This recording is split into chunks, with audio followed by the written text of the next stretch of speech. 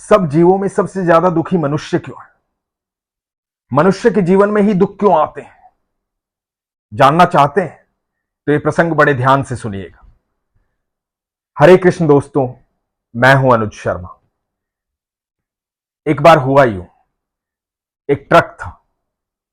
Truck के अंदर चावलों की बोरी थी। ट्रक सड़क पर चलता जा रहा था।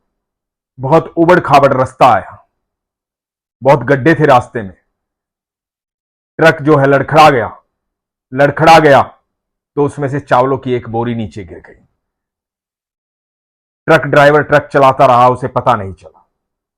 पीछे एक बोरी गिर गई जिसमें चावल थे। जैसे ही बोरी नीचे गिरी, चावल बिखर गए। जब चावल बिखर गए तो थोड़ी ही देर बाद वहां कुछ चींटियां आ गई। चींटियों ने आकर के चावल खाए और उसके बाद चींटियां चली गई। थोड़ी देर के बाद पक्षियों को चावल दिखाई दिए। कुछ पक्षी आए। पक्षियों ने आकर के वो चावल खाए।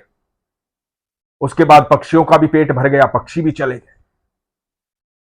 उसके बाद एक गाय आई। गाय ने आके थोड़े से चावल खाए, उसका भी पेट भर गया, वो भी चली गई। उसके बाद उसी सड़क से एक इंसान आ रहा था, मनुष्य आ रहा था। उसने देखा कि चावलों की एक बोरी गिरी हुई है। चावल सड़क पर फैले हुए हैं। उसने पूरा जोर लगा करके सारे चावल इकट्ठा किए, बोरी में भरे और बोरी को कंधे पर उठाया और अपने घर की तरफ चल पड़ा। चावल को लेकर के अपने घर चला गया। दोस्तों, आपने एक बात पर ध्यान दिया?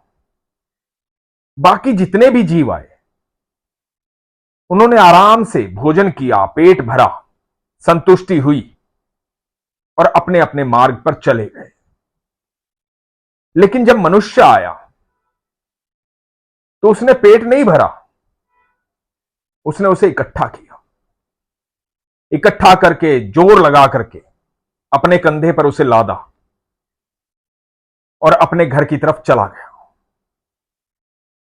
सिर्फ मनुष्य के अंदर तृष्णा है, मनुष्य के अंदर लालच है। मनुष्य आज को जीना नहीं चाहता, भविष्य के लिए जोड़ना चाहता है। किसी भी व्यक्ति को आज से कोई भी लेना देना नहीं है। किसी भी प्रकार का आज से कोई मतलब नहीं है।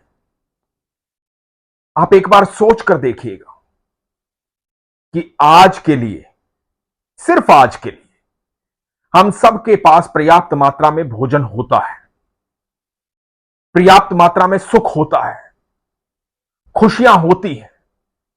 लेकिन हम सब लगे हुए हैं भविष्य के लिए। हम बोझ ढोना चाहते हैं, उस बोझ के तले दबना चाहते हैं, उसके लिए मेहनत करना चाहते हैं जिसका पता ही नहीं है कि वो होगा भी कि नहीं। दो चीजें इंसान को हमेशा परेशान रखती हैं, जिनका कोई अस्तित्व नहीं है। एक उसका गुजरा हुआ कल, जिसकी याद में, जिसकी वजह से वो आज परेशान हो रहा है, और एक आने वाला कल, कि आने वाला कल कैसा होगा, क्या नहीं होगा। जबकि हम सब जानते हैं पल भर की खबर नहीं है।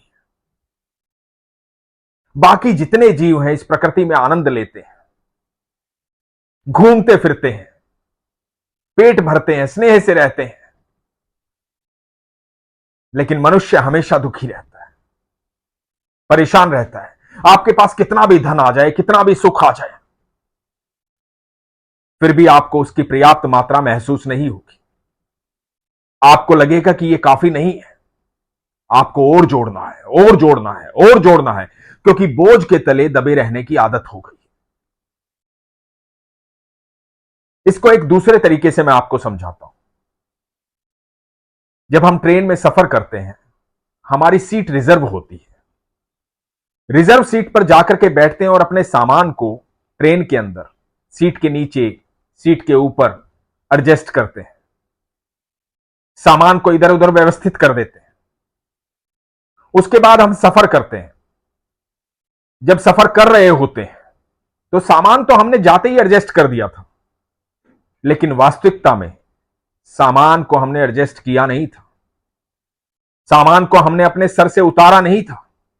जिस बोझ को लेकर के हम ट्रेन में चढ़े थे, वो बोझ लगातार पूरे सफर में हमारे सर पर रहा, क्योंकि बार बार उठकर ये देखते रहे कि सामान सुरक्षित है कि नहीं, मेरे जूते ठीक से रखे हैं कि नहीं, कोई उठाकर तो नहीं ले गया, मेरा बक्सा ठीक से रखा है कि नहीं, कोई उठा करके तो नहीं ले गया।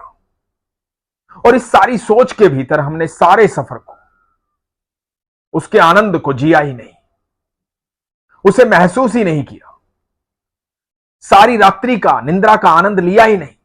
बार बार उठ उठकर देखते रहे कि सामान ठीक से रखा है कि नहीं। बात ये ट्रेन के सफर की नहीं है, बात ये जीवन के सफर की है। हम जिंदगी में अपने सर पर इतना बोझ लेकर चल रहे हैं कि हम इस सफर का आनंद ही नहीं ले पा रहे हैं।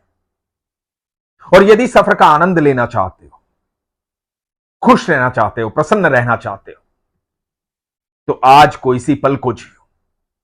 ये पल बहुत आनंदित है, बहुत खुशनुमा है। आप यकीन मानना, जिस ईश्वर ने आपके जन्म लेने से पहले आपके दूध का इंतजाम कर दिया था, उसने आपके सारे जीवन का इंतजाम कर रखा है। वो आपके दुख को आपसे पहले महसूस करता है, क्योंकि हम सब उनकी संतान हैं। यदि हम अपना सदकर्म करते रहेंगे, अच्छे कर्म करते रहेंगे, सुख में रहेंगे, दूसरों को सुख देते रहेंगे, तो यकीन मानना हमें सुख प्राप्त होता रहेगा। और यदि हम हमेशा ईश्वर के संपर्क में रहेंगे, सदकर्म करेंगे, जिससे हमारे ईश्वर, हमारे परम पिता हमसे प्रसन्न हो, तो जीवन में कभी दुख आएगा ही नहीं। भविष्य की चिंता हमें नहीं करनी, क्योंकि हम भविष्य जानते ही नहीं। क्या होगा कल किसी को नहीं पता है, लेकिन आज क्या हो रहा है वो सबको पता है।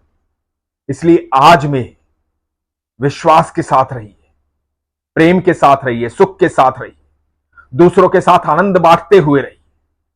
ईश्वर पर भरोसा रखिए, जिसने आपको इस धरती पर भेजा है वो आपकी सारी सुख सुविधाओं का ध्यान रखता है, लेकिन इसके लिए विश्वास की आवश्यकता है।